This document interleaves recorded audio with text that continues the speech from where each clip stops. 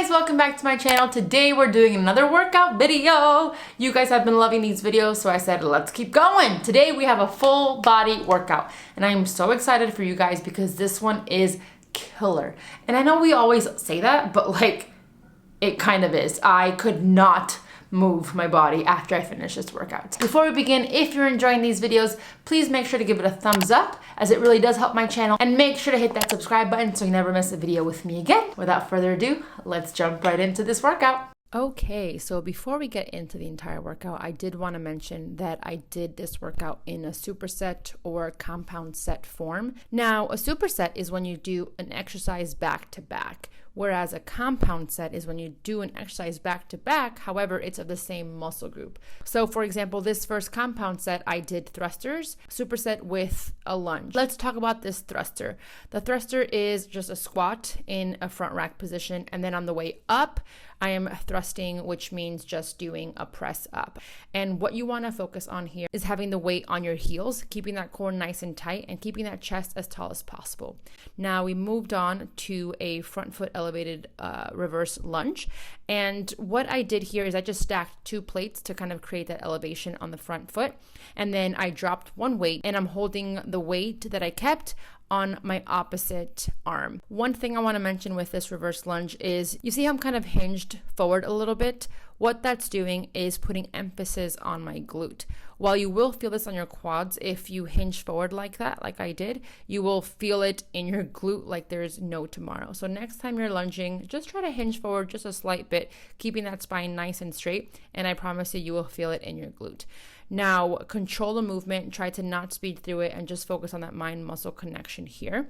And also feel free to not use weights if you don't need them just yet. Now, moving on, I did incline chest press, but with an isometric hold, meaning that part of the movement I just held one arm up, as you can see. So 1 rep equals 1 arm chest press, the other arm chest press, and then both arms. It's kind of hard to explain, but you're just doing 1 arm, the second arm, and then both arms at the same time, and that is 1 rep. Here, you're just squeezing that core nice and tight throughout the entire movement. And one of the biggest tips for me is just make sure to take your time with this movement, because when I do this exercise, it's very, very easy for me to get injured because I do have like kind of a weird shoulder. So just make sure that that shoulder girdle is nice and secure throughout the entire movement. From here, I moved on to a 90-degree lateral and front raise. So I just did 20 of these total. And you'll see towards the end of the movement, I kind of start to struggle because they are relatively heavy.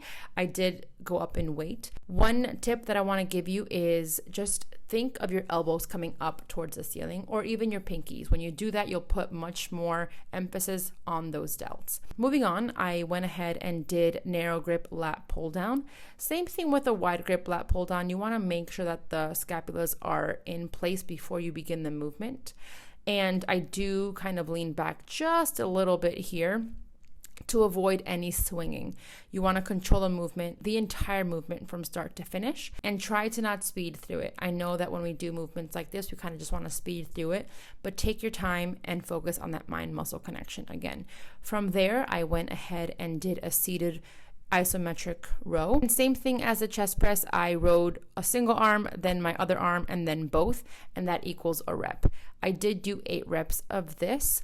And again, it's going to sound repetitive, but just take your time doing these movements. Keep that core nice and controlled. You see my torso is upright. We don't want to come forward or hunch over. Make sure those shoulders are nice and pulled back, scapulas are retracted, and you are standing up nice and tall, or seated nice and tall.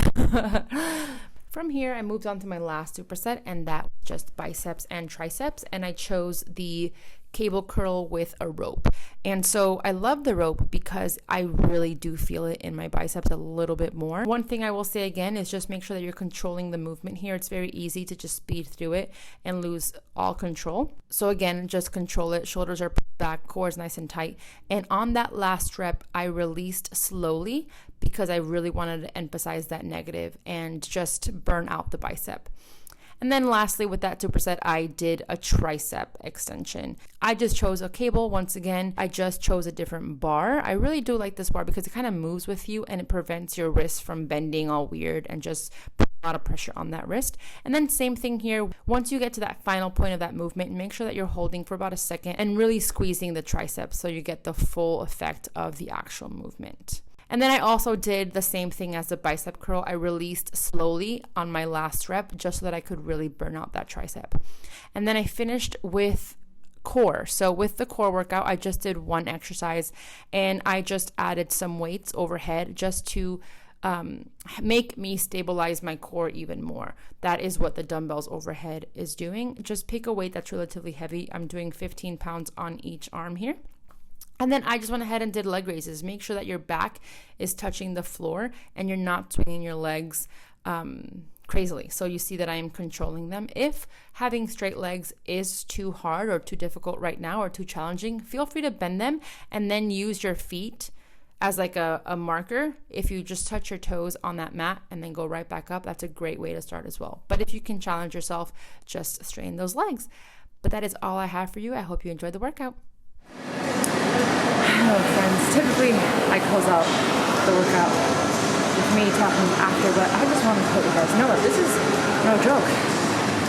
Every body part right now is shaking, and it's funny because when I wrote this workout this morning, I showed Taz and I was like, what do you think? And he's like, that's brutal. And I was like, is it though? Yes, it is. So make sure that when you do this, you're ready to feel it, you're ready to sweat, you're ready to get a good workout in. So that's it guys, I hope you enjoyed this workout. Let me know what other type of workouts you'd like to see. I'm actually really enjoying doing these workout type videos. So you guys can just get the workouts, screenshot the workout, and just take it to the gym, waste no time. So with all that said, thank you guys so much for watching.